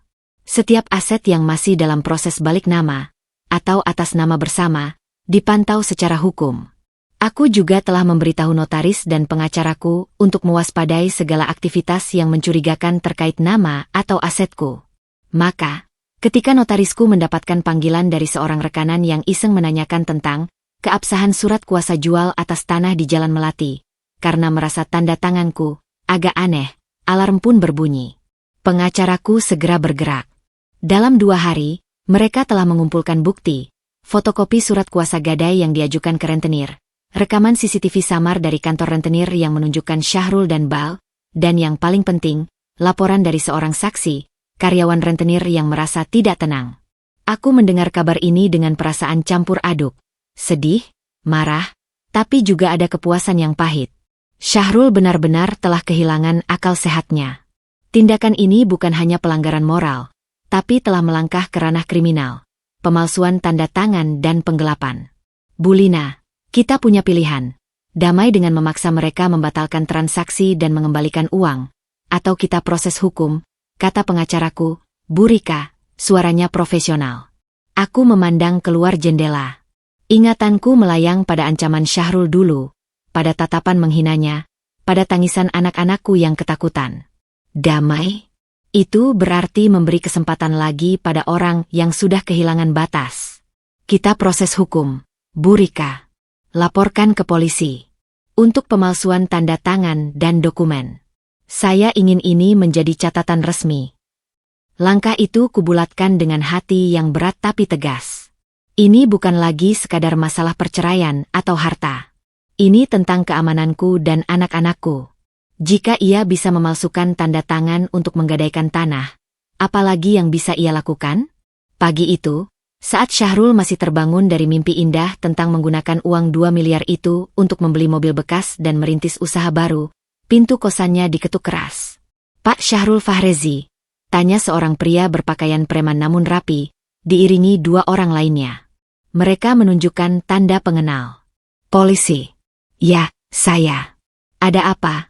Tanya Syahrul, jantungnya berhenti berdetak. Kami dari Reskrim. Ada laporan mengenai kasus pemalsuan dokumen dan tanda tangan. Nama Ibu Lina Sari dikenal. Wajah Syahrul langsung pucat. Rania yang berdiri di belakangnya menjerit kecil. Kami mohon Bapak ikut kami ke kantor polisi untuk dimintai keterangan. Prosesnya berlangsung cepat dan menghinakan.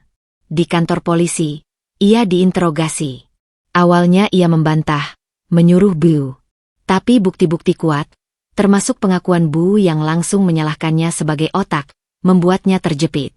Ia mengaku, dengan alasan, hanya meminjam, bukan mencuri, dan, itu kan masih harta saya juga. Tapi hukum melihat fakta, dokumen dipalsukan, tanda tangan bukan dari pemilik sah yang memberi kuasa. Pasal-pasal tentang pemalsuan surat dan penipuan mengancamnya. Ia ditahan sementara untuk proses penyidikan. Berita ini dengan cepat menyebar. Di lingkungan bisnis kecil yang selama ini masih ia coba masuki, namanya tercoreng secara permanen. Jangan ajak dia kerjasama, dia penipu, mau gadai tanah orang pakai surat palsu. Bisik-bisik itu mematikan. Karma puncak untuk Syahrul datang bukan dalam bentuk kemiskinan, tapi dalam bentuk kehilangan yang lebih fundamental. Kebebasan dan harga diri duduk di balik terali besi ruang tahanan, jauh dari kemewahan masa lalunya, bahkan dari kamar kos yang pengap, ia menyadari betapa jauh jatuhnya. Ia bukan lagi seorang suami, seorang ayah, atau seorang pengusaha. Ia adalah seorang tersangka. Label itu membakar jiwanya lebih dari segalanya. Rania yang datang menjenguk, wajahnya penuh dengan kepanikan dan amarah. Gimana nanti aku? Gimana anakku? Mas bodoh. Kenapa bisa sebodoh ini? Hardiknya, tanpa sedikit pun belas kasihan. Syahrul hanya bisa menunduk. Dalam kehinaan total itu, ia baru benar-benar mengerti beratnya karma. Ia telah mencoba memaksakan kehendak dengan surat kesediaan palsu, dan kini ia terjerat oleh surat palsu buatannya sendiri. Rantai yang ia buat untuk mengikat Lina, justru mencekik lehernya sendiri hingga nyaris tak bisa bernapas. Kejatuhannya kini sempurna. Dari seorang suami dan pengusaha di atas, menjadi seorang tersangka di bawah, dengan masa depan yang gelap dan nama yang hancur berantakan. Kabar penahanan Syahrul menjadi pukulan terakhir bagi Rania. Semua ilusi yang masih tersisa tentang kehidupan yang suatu hari nanti akan membaik, hancur berantakan di depan matanya. Ia tidak melihat seorang pria yang sedang menderita. Ia melihat sebuah kapal yang tenggelam dengan cepat. Dan Rania bukan tipe perempuan yang mau ikut tenggelam. Malam setelah kunjungannya yang penuh amarah ke kantor polisi, ia duduk sendiri di kamar kos yang gelap. Perutnya sudah semakin membesar. Tetapi di matanya tidak ada lagi cahaya keibuan, hanya kalkulasi yang dingin. Teleponnya berdering. Teman lamanya, Siska, yang juga pernah menjalin hubungan dengan pria berkeluarga. Gimana kabarnya? Ran? Aku dengar kabar buruk. Hancur. SIS. Masku ditahan. Gara-gara dia nekat palsin tanda tangan mantannya buat gadai tanah. Astaga. Ya udah, tinggalin aja. Masa mau nungguin dia? Mau ngurusin bayi sendirian sambil nunggu dia keluar penjara? Ujung-ujungnya kamu yang susah. Tapi, gue hamil. Makin harus cepat putusin. Klaim itu anaknya. Minta nafkah, terus cabut. Hidup lo jangan sampai rusak gegara dia. Ingat dulu kita janji, cari yang bisa naikin level hidup, bukan yang ngejatuhin. Percakapan itu seperti izin yang ia tunggu-tunggu. Nasihat Siska menyamankan nuraninya yang sebenarnya sudah memutuskan. Hubungannya dengan Syahrul memang diawali dengan transaksi. Kecantikan dan perhatiannya ditukar dengan janji kehidupan yang lebih baik. Transaksi itu sudah gagal. Maka, tidak ada alasan untuk bertahan. Esok harinya, dengan sisa uang yang ia sembunyikan dari Syahrul, Rania pergi ke kantor pengacara hukum keluarga yang sederhana. Ia menyampaikan niatnya, meminta nafkah untuk anak yang akan lahir, sekaligus memutuskan hubungan dengan ayah anaknya yang sedang berurusan dengan hukum. Tapi, Bu, untuk klaim nafkah, kita butuh pengakuan dari Bapak, atau bukti yang kuat bahwa itu anaknya. Apalagi Bapak sedang dalam tahanan, prosesnya bisa rumit, jelas pengacara tersebut. Tapi kan itu anak dia. Dia sendiri yang ngakuin dulu, protes Rania. Pernah ada tes DNA, atau ada pengakuan tertulis? Rania terdiam. Tidak ada. Hanya janji lisan di masa awal hubungan, ketika Syahrul masih berpikir ia akan punya kerajaan bisnis untuk diwariskan. Kekalahan lain yang ia rasakan, ia bahkan tidak punya kontrak yang jelas atas anak dalam kandungannya. Dengan setengah putus asa, ia kembali ke kosan dan mulai berkemas. Semua barang-barang bagus pemberian Syahrul di awal hubungan, tas branded, sepatu, jam tangan, ia masukkan ke dalam koper. Ini adalah kompensasi yang bisa ia selamatkan. Barang-barang lain, yang berbau kesengsaraan hidup di kosan ini, ia tinggalkan. Sebelum pergi, ia menulis sebuah pesan singkat di selembar kertas. Gaya bahasanya formal dan dingin, seperti surat pemutusan kontrak. Untuk Mas Syahrul. Aku tidak sanggup lagi hidup seperti ini. Aku pulang ke orang tua dulu untuk urus kehamilan ini. Tolong urus nafkah anak kita kalau Mas sudah bebas. Aku tidak mau lagi dijadiin istri simpanan atau punya hubungan apapun dengan Mas. Maaf. Rania. Ia meletakkan surat itu di atas kasur, di samping bantal yang sudah kusam. Ia memandang sekeliling kamar kos untuk terakhir kalinya. Tidak ada kenangan indah yang tersisa, hanya bau frustrasi dan kemiskinan. Lalu, dengan membawa 2 koper dan perutnya yang membesar, ia melangkah keluar, memanggil taksi online. Tujuannya, stasiun kereta. Ia akan pulang ke kota kelahirannya, jauh dari semua kekacauan ini. Karma untuk Rania mencapai puncaknya dalam bentuk kesepian dan penyesalan yang tak berguna. Ia pergi tanpa tujuan yang jelas. Orang tuanya mungkin akan menerimanya kembali, tetapi pasti dengan cibiran dan aib yang akan melekat pada dirinya. Statusnya sebagai mantan selingkuhan pria beristri yang masuk penjara akan menjadi label yang sulit dilepas. Anak dalam kandungannya akan lahir tanpa ayah yang hadir, dan klaim nafkah akan menjadi pertarungan hukum yang panjang dan melelahkan terhadap seorang ayah yang bahkan tidak punya harta. Ia menyadari, di dalam taksi yang membawanya pergi, bahwa semua usahanya menjadi asisten yang baik, memakai parfum terbaik, tersenyum manis, hingga kecelakaan, kehamilannya, semua adalah investasi yang gagal total. Ia telah menukar masa mudanya, reputasinya, dan tubuhnya dengan janji kosong. Cinta yang ia kira ada, ternyata hanya bayangan dari transaksi yang ia sendiri tak pahami sepenuhnya. Sementara itu, di ruang tahanan, ketika seorang petugas memberitahukan bahwa istrinya telah pergi dan meninggalkan surat, Syahrul membaca coretan Rania itu dengan perasaan hampa. Tidak ada kesedihan mendalam, hanya penegasan bahwa dirinya telah kehilangan segalanya. Istri pertamanya membenci dan mengalahkannya secara hukum. Wanita yang ia korbankan segalanya untuknya, meninggalkannya di saat ia paling terpuruk. Bahkan janin dalam kandungan itu pun kini dipertanyakan keasliannya. Rania pergi, meninggalkan Syahrul sendirian menghadapi kehancuran yang ia ciptakan sendiri. Dan Syahrul, yang dulu merasa bisa mengendalikan segalanya dengan poligaminya, kini ditinggalkan oleh kedua perempuan dalam hidupnya. Ia terjebak dalam sel tahanan, dengan hanya penyesalan dan kebencian pada diri sendiri sebagai teman. Transaksi cintanya dengan Rania telah berakhir dengan bangkrut total, meninggalkan kedua belah pihak sebagai pecundang yang saling menyalahkan di kejauhan. Setelah penahanan Syahrul, hidupku, Lina, berjalan dalam 2 jalur paralel. Di satu sisi, aku adalah seorang ibu yang membangun rutinitas baru dengan Malik dan Aisyah. Di sisi lain, aku adalah seorang penggugat yang dengan hati-hati namun pasti, menuntaskan proses hukum yang akan memutuskan ikatan terakhir dengan masa lalu. Pertama-tama, kasus pemalsuan tanda tangan. Aku, didampingi Bu Rika, menghadiri beberapa kali pemeriksaan sebagai korban.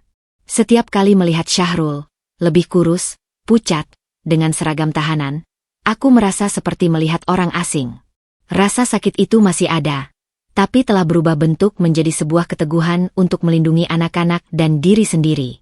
Aku memberikan keterangan sejelas-jelasnya, disertai dengan dokumen asli dan perbandingan tanda tangan. Pengacaraku juga mendesak agar kasus ini tidak diselesaikan secara kekeluargaan. Ini bukan lagi urusan keluarga, Bu Lina. Ini tindak pidana.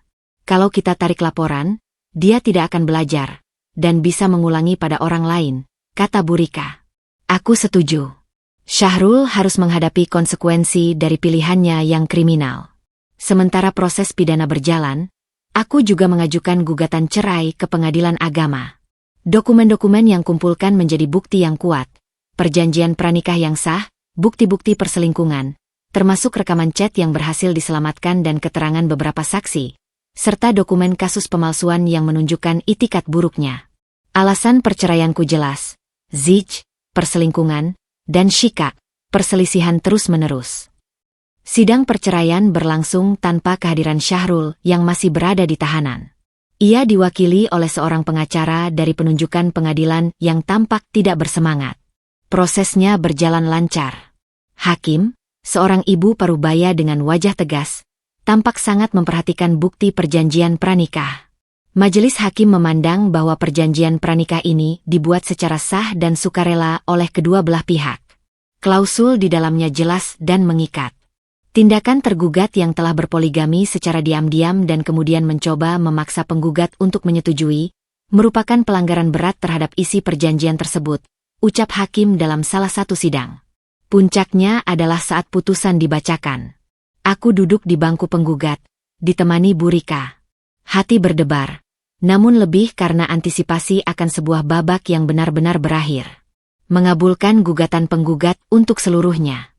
Menyatakan terjadinya perceraian antara penggugat dan tergugat. Memberikan hak asuh anak sepenuhnya kepada penggugat. Dan berdasarkan perjanjian pranikah yang sah, seluruh harta bersama, gonogini, dinyatakan menjadi hak milik penuh penggugat, Lina Sari binti Rizal Mulyana. Tergugat hanya berhak atas harta bawaan sebelum nikah yang dapat dibuktikan. Keputusan itu bergema di ruang sidang yang sunyi. Rasanya seperti sebuah pintu besi yang akhirnya tertutup rapat, memutus semua ikatan yang masih membelenggu. Tidak ada euforia, hanya kelegaan yang sangat dalam, seolah sebuah beban seberat gunung akhirnya terlepas dari pundakku. Beberapa hari kemudian, putusan kasus pemalsuan tanda tangan juga turun. Syahrul divonis dengan hukuman 1 tahun penjara, dengan masa percobaan 2 tahun, mengingat ini adalah kejahatan pertama dan nilai kerugian material, uang gadai yang langsung disita kembali, dapat dikembalikan. Namun, catatan kriminalnya telah terukir. Saat aku menjemput anak-anak dari sekolah di hari putusan cerai itu, Malik bertanya, "Ibu, katanya ibu dan ayah sudah resmi cerai." "Ya, nak, secara hukum, ibu dan ayah tidak lagi suami istri," jawabku, berusaha menjelaskan dengan tenang. "Berarti ayah tidak akan tinggal lagi sama kita?" "Tidak lagi. Tapi ayah tetap ayahmu. Kalau kamu mau ketemu, nanti bisa diatur." Aku tidak ingin menanamkan kebencian pada anak-anak. Aisyah yang masih kecil hanya memelukku erat. "Tapi Aisyah sama ibu ya?" "Selamanya, sayang." Malam itu, setelah anak-anak tidur, aku berdiri di balkon kamar tidur baruku. Aku akhirnya memberanikan diri kembali ke kamar utama setelah merenovasinya sepenuhnya. Angin malam bertiup sepau-sepau. Di tanganku, aku memegang salinan putusan pengadilan dan perjanjian pranikah yang sudah lusuh. 2 lembar kertas itu telah menjadi pembebasku. Proses hukum ini bukan tentang balas dendam. Ini tentang penegasan. Menegaskan bahwa janji harus ditepati. Menegaskan bahwa pengkhianatan ada konsekuensinya. Menegaskan bahwa sebagai perempuan, aku punya hak dan alat hukum untuk melindungi diri dan anak-anakku dari ketidakadilan. Aku melihat langit berbintang. Rasa bebas itu terasa begitu nyata. Bebas dari ikatan dengan seorang pengkhianat. Bebas dari ancaman poligami yang dipaksakan. Bebas untuk menentukan masa depanku sendiri. Pembebasan itu juga datang dalam bentuk lain. Surat kecil dari kantor polisi, menyatakan bahwa kasus pemalsuan telah selesai dan tidak ada lagi ancaman hukum bagiku. Semua dokumen aset telah selesai balik nama. Rumah idaman Lina, benar-benar milikku sekarang, tanpa sepercik pun hak Syahrul di dalamnya. Aku menarik napas dalam-dalam. Babak panjang yang penuh air mata, pengkhianatan, dan pertempuran hukum itu akhirnya berakhir. Aku telah dibebaskan oleh hukum, tetapi lebih dari itu, aku telah membebaskan diriku sendiri dari belenggu korban.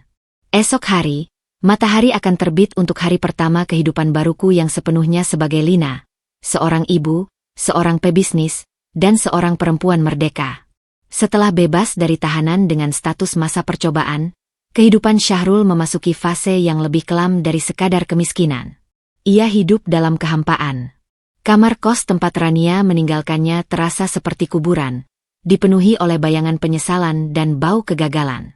Ia kehilangan pekerjaan serabutannya karena reputasinya yang sudah tercoreng sebagai pemalsu.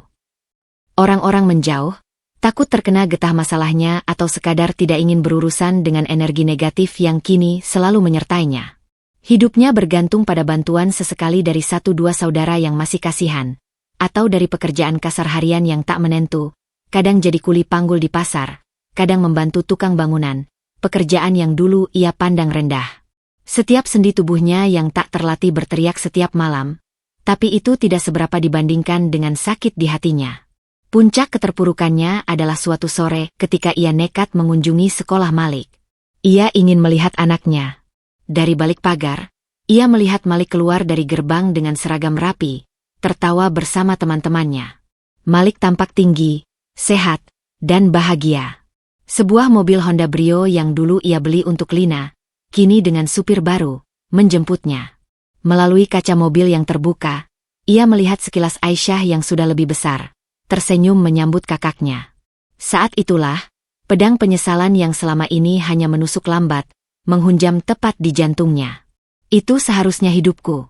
Aku yang seharusnya menjemput mereka. Aku yang seharusnya mendengar tawa mereka setiap hari.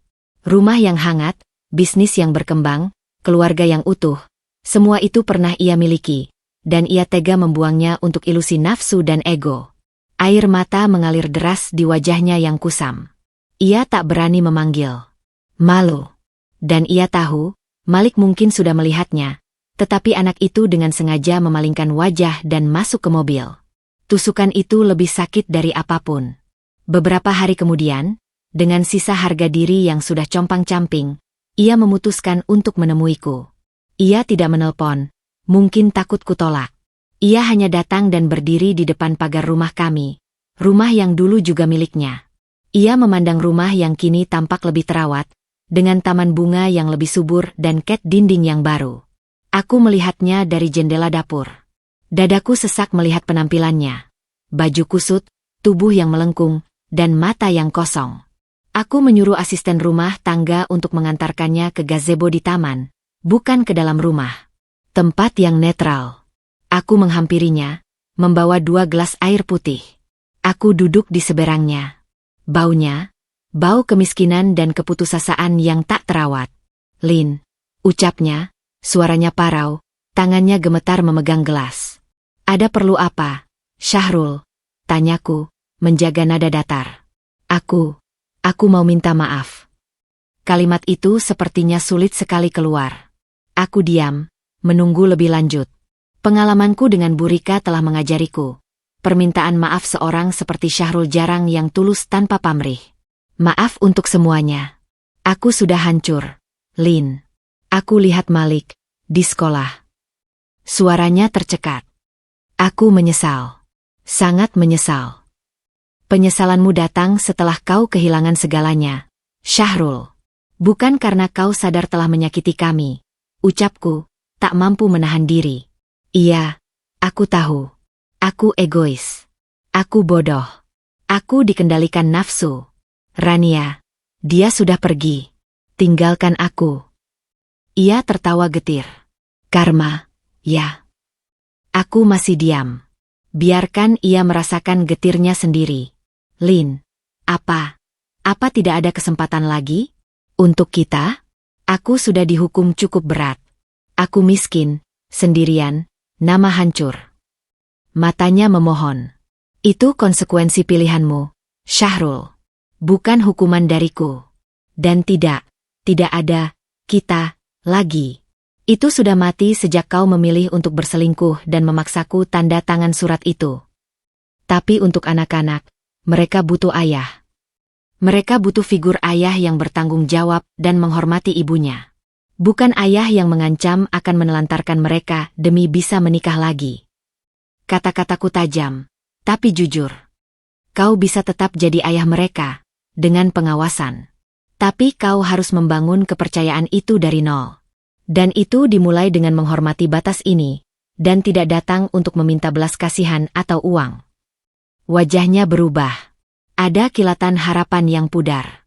Aku benar-benar tidak punya apa-apa, Lin. Bahkan untuk bayar kos minggu ini. Disitulah tujuannya yang sebenarnya terungkap. Aku sudah menduganya. Rasa iba muncul, tapi aku ingat pesan Burika. Jangan biarkan emosi atau belas kasihan lama membuat Anda kembali rentan. Aku mengambil dompetku, mengeluarkan sejumlah uang tunai yang cukup untuk kebutuhan hidup sederhana 2 minggu ke depan. Aku letakkan di atas meja. Tapi ini yang terakhir, Syahrul. Betul-betul terakhir. Jangan datang lagi minta uang. Kau harus cari kerja, bangun lagi dari bawah, seperti dulu kita mulai. Tapi kali ini, sendirian. Dan ingat, kau masih punya tanggung jawab nafkah untuk anak kita, meski sedikit. Nanti pengacara akan hubungimu soal itu. Ia memandang uang itu, lalu memandangku. Di matanya ada campuran rasa malu, terima kasih, dan kekalahan total. Ia menyadari, inilah titik nadirnya. Bahkan mantan istrinya yang ia hianati hanya memberinya belas kasihan seperti pada pengemis, bukan penyelamatan. Terima kasih, bisiknya. Suaranya hampir tak terdengar. Aku melakukan ini bukan untukmu, tapi untuk ketenanganku sendiri. Agar aku tidak merasa menjadi orang yang kejam. Sekarang, tolong pergi. Ia berdiri, tubuhnya lebih bungkuk dari sebelumnya. Ia mengambil uang itu, melipatnya, dan memasukkannya ke saku. Ia berbalik, melangkah pergi dari taman tanpa menoleh lagi. Langkahnya lambat, seperti orang yang sangat tua. Aku menyaksikannya pergi. Penyesalannya nyata. Penderitaannya nyata. Tapi, seperti kata Burika, itu bukan tanggung jawabku lagi. Aku sudah memaafkan, untuk membebaskan diriku dari beban kebencian. Tapi memaafkan tidak berarti melupakan, dan pasti tidak berarti kembali. Bayangan penyesalan Syahrul akan terus menghantuinya, mungkin seumur hidup. Ia telah kehilangan segalanya. Istri, anak-anak, rumah, harta, reputasi, dan harga dirinya.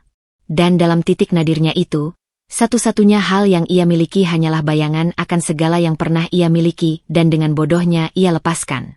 Itulah karma terberatnya. Hidup dalam penyesalan abadi, menyadari bahwa kehancurannya adalah hasil pilihannya sendiri, dan tidak ada seorang pun, bahkan mantan istri yang dulu sangat mencintainya, yang mau atau bisa menyelamatkannya dari neraka yang ia ciptakan untuk dirinya sendiri. Matahari pagi menyelinap di antara tirai jendela kamar tidurku, menyentuh kelopak mataku dengan kelembutan. Aku membuka mata, tidak lagi disambut oleh kecemasan atau beban yang menggantung. Sebaliknya, ada sebuah keheningan yang damai, dan sesuatu yang hampir terlupakan, antusiasme untuk hari yang akan datang. Aku bangun, merapikan tempat tidur sendiri, sebuah kebiasaan baru yang memberiku rasa kepemilikan dan ketertiban. Dari luar, terdengar suara Riang Malik dan Aisyah yang sedang berdebat di dapur tentang rasa selai mana yang akan mereka oleskan di roti. Suara itu bukan lagi pertanda kekacauan yang harus segera kuredam, melainkan musik kehidupan yang penuh warna. Setelah menemani anak-anak sarapan dan mengantar mereka ke sekolah, kadang dengan supir, kadang aku sendiri yang mengantar untuk menikmati obrolan ringan di dalam mobil, aku menuju kantor, rumah idaman Lina. Kantor itu sudah tidak lagi di ruko lama yang penuh kenangan getir. Aku memindahkannya ke sebuah ruang kerja minimalis di lantai 2 sebuah gedung kecil yang juga aku beli sebagai investasi. Dindingnya berwarna putih, dihiasi dengan karya seni lokal dan foto-foto proyek kontrakan yang sudah direnovasi dengan apik. Di sana, aromanya adalah kopi dan kemungkinan, bukan aroma dusta dan ketakutan. Hari ini ada pertemuan dengan calon investor yang tertarik untuk mengembangkan model bisnis kontrakan, berseri, dengan konsep co-living space untuk kaum muda. Dulu, ide seperti ini akan kusampaikan pada Syahrul, dan ia akan meremehkannya atau mengambil alih sepenuhnya. Sekarang, aku yang memimpin presentasi, dengan data yang akurat dan visi yang jelas. Aku melihat mata mereka yang mendengarkan dengan penuh minat, menghargaiku sebagai Lina Sari, CEO, bukan sebagai istri dari siapa-siapa. Di tengah kesibukan, Bu Rika, pengacaraku yang kini juga menjadi teman dan penasihat dekat, menelepon. Putusan banding sudah turun. Tetap mengukuhkan putusan pertama. Semua sudah final dan berkekuatan hukum tetap, Lin. Sebuah napas lega keluar. Itu adalah titik akhir resmi dari semua pertempuran hukum. Terima kasih, Bu Rika, untuk segalanya. Selamat. Sekarang jalanmu benar-benar terbuka lebar. Di sore hari, aku menjemput anak-anak untuk kegiatan ekstrakurikuler mereka. Malik untuk renang, Aisyah untuk melukis. Dulu, jadwal seperti ini terasa melelahkan dan sepi karena harus kujalani sendiri sementara suami sibuk dengan urusan lain. Sekarang, ini adalah momen berharga. Aku duduk di pinggir kolam renang, menyaksikan Malik berani mencoba gaya baru. Aku melihat coretan warna-warni Aisyah di kanvas, penuh imajinasi. Hatiku penuh dengan kebanggaan yang murni. Kadang, di saat-saat paling tenang, bayangan masa lalu memang datang.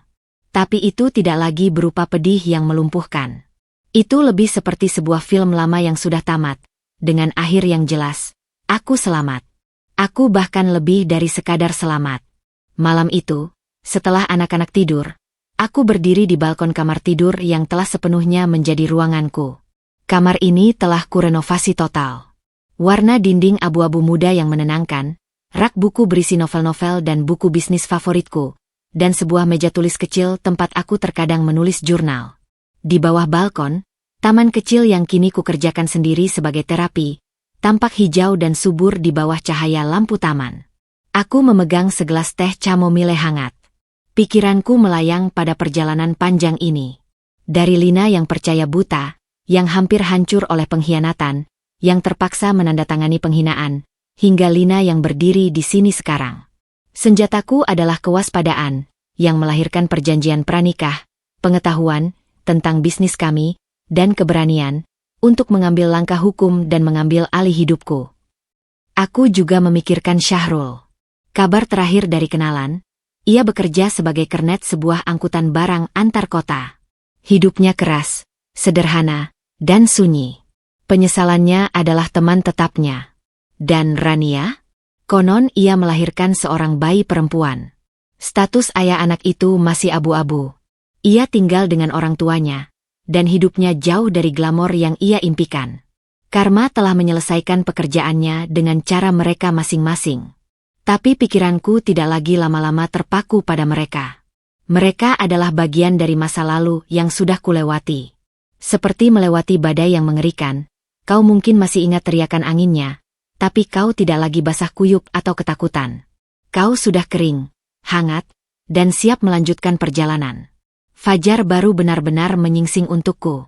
Bukan fajar yang tiba-tiba, tetapi fajar yang kuperjuangkan setiap hari dengan membangun disiplin, menepati janji pada diriku sendiri, dan memilih untuk fokus pada hal-hal yang memberiku kehidupan, bukan yang menghancurkannya. Aku melihat bintang-bintang di langit malam. Aku tersenyum. Aku, Lina, telah menemukan sesuatu yang lebih berharga dari cinta romantis yang diimpikan seorang gadis muda. Kedamaian diri, kebanggaan akan pencapaian sendiri, dan cinta tanpa syarat dari anak-anakku. Esok hari, ada rapat baru, ide bisnis baru, tawa anak-anak, dan mungkin, suatu hari nanti, ruang di hatiku untuk seseorang yang bisa menghargai perempuan kuat yang kini aku jadi. Tapi itu nanti. Untuk sekarang, aku sudah cukup. Lebih dari cukup. Aku menghirup udara malam yang segar, merasakan betapa ringannya hidup ini ketika kau memutuskan untuk tidak lagi membawa beban orang lain. Fajar baru itu bukan hanya di langit, tapi telah terbit dan bersemayam kokoh di dalam diriku. Dan untuk itu, aku bersyukur.